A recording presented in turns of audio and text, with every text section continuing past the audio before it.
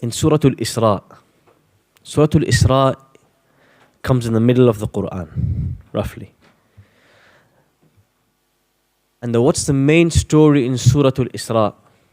It's in the name. Yes, it is a story of when the Prophet sallallahu alaihi wasallam urija bihi ila as-sama, is when he ascends to the highest of heavens for the meeting with Allah. Inside this surah, Allah, one of the central things Allah mentions is what they used to call the 7 deadly sins. The 7 major sins. In Surah Al-Isra, Allah mentions the 7 major sins. Anybody can think of some of them? The 7 major sins. Ash-shirk billah. وَلَا تَقْتُلُوا النَّفْسِ. Don't murder. Parents. Yeah.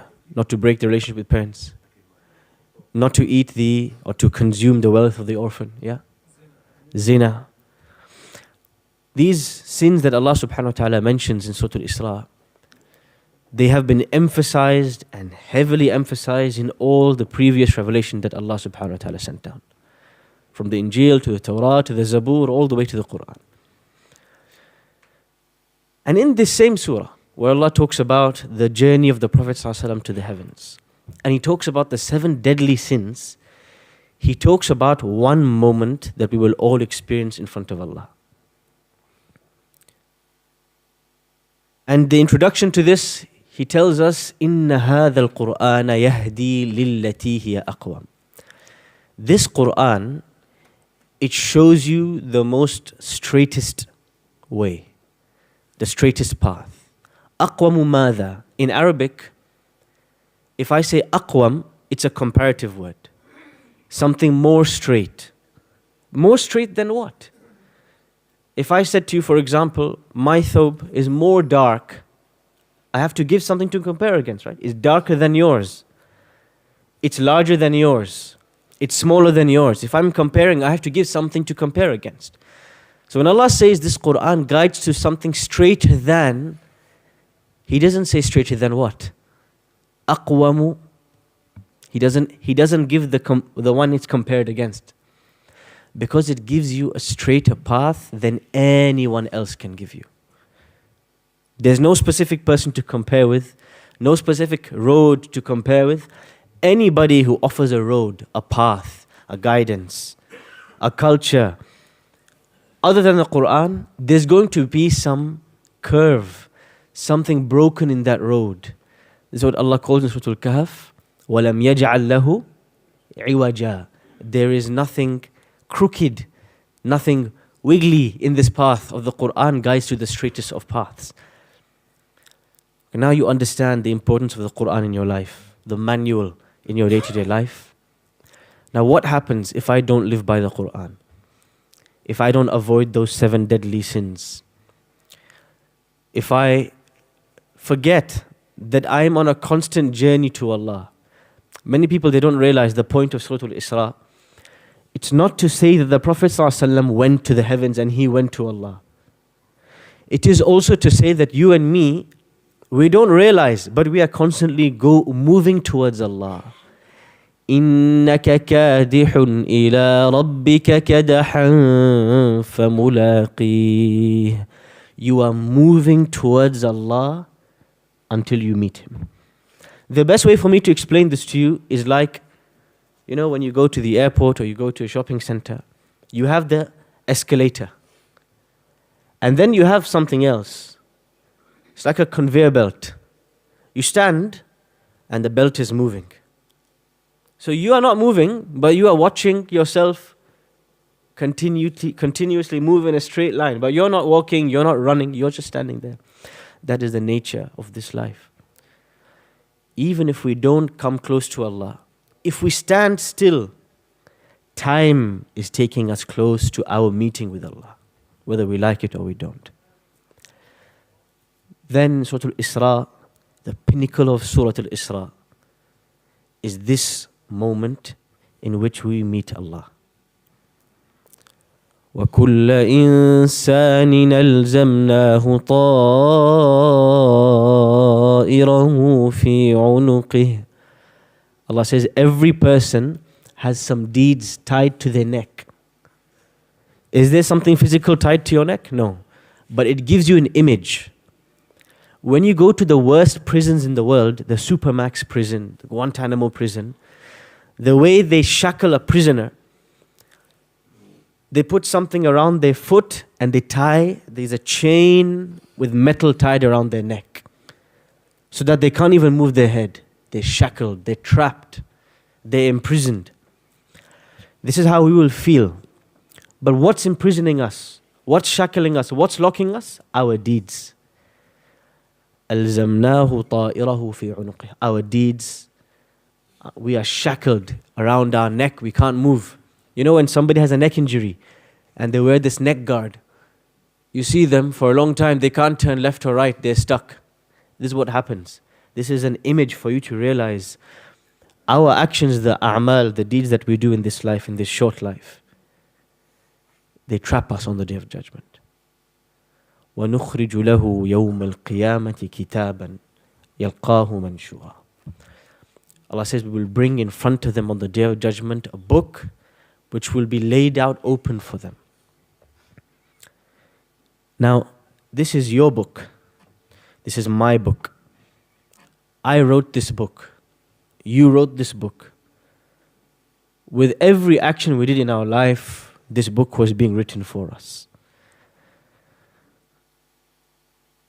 But on that day, it will be like we don't know what this book is. We've never seen it before. So Allah doesn't say Al-Kitab, the book, meaning the one that you know very well.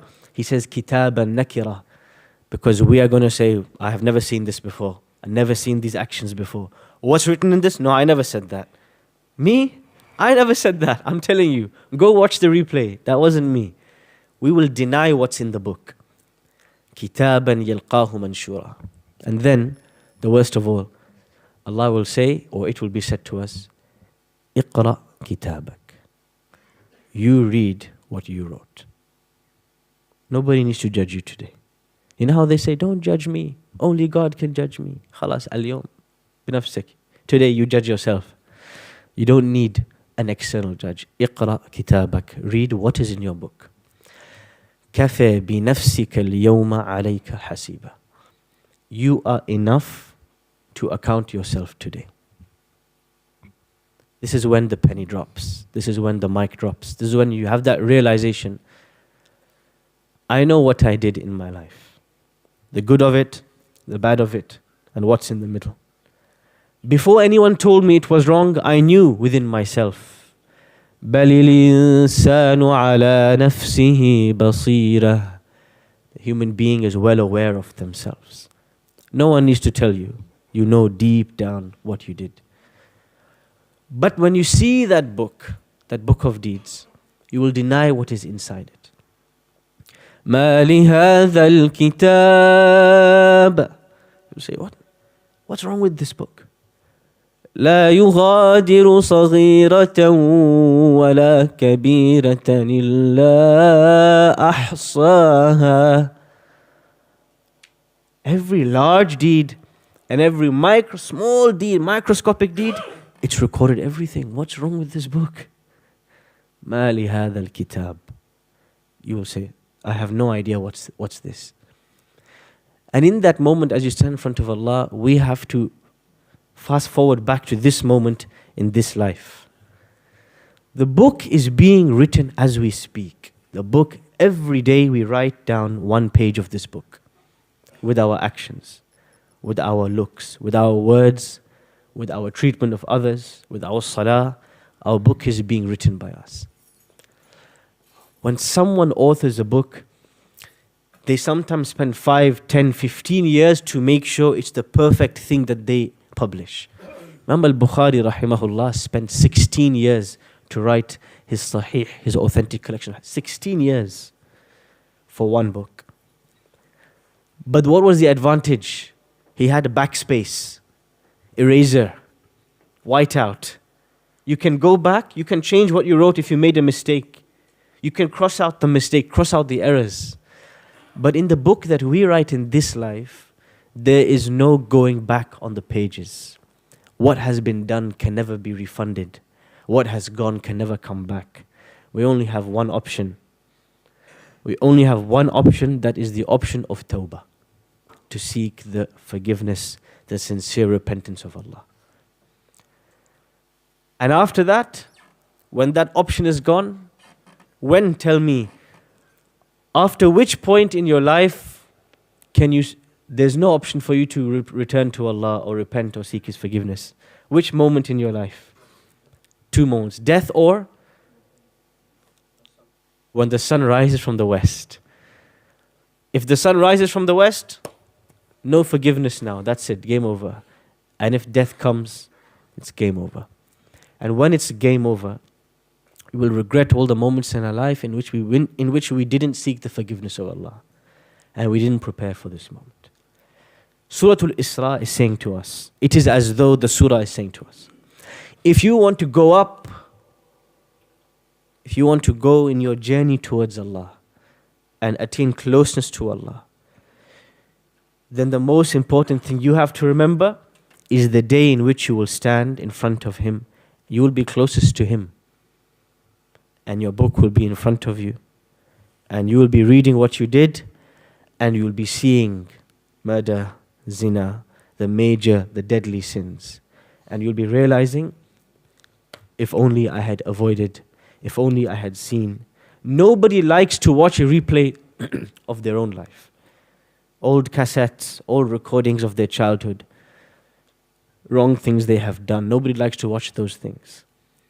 We hate the idea that the CCTV may be recording us when we are doing something wrong.